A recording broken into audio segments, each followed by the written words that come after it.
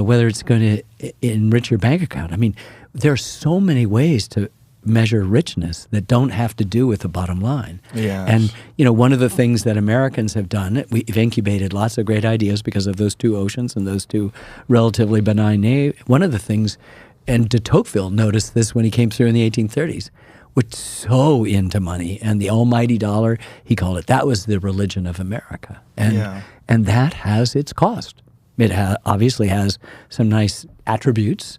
But it has a spiritual cost. It has a spiritual cost that is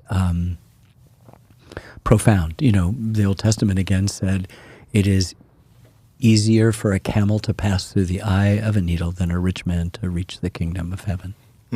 Yeah. And that's tough for Americans to hear. It is so tough for Americans to hear, particularly since we have so many preachers who are certain that it's okay to be both, and at some point you have to realize, something is lost, and there is richness in relationships. There's richness in children. There's richness in art, in associations, in knowledge.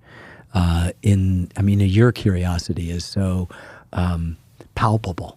I was listening to you speaking to my friend Elliot West, who's written about the buffalo and native peoples and the sort of prehistory of the American West.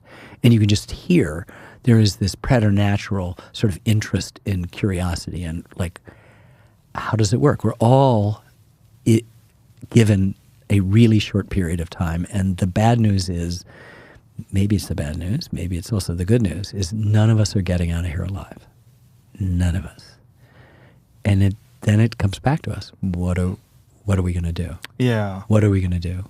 And it doesn't matter. You don't have to make documentary films. You don't have to have radio shows. You can raise a child. You can tend a garden. You can build a bridge.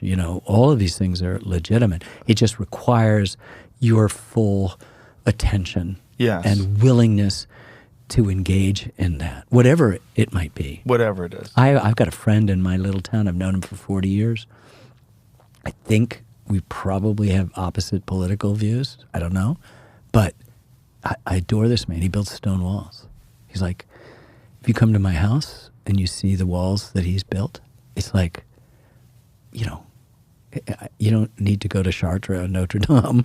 You just say, whoa, Dougie did this really great job here. Yeah.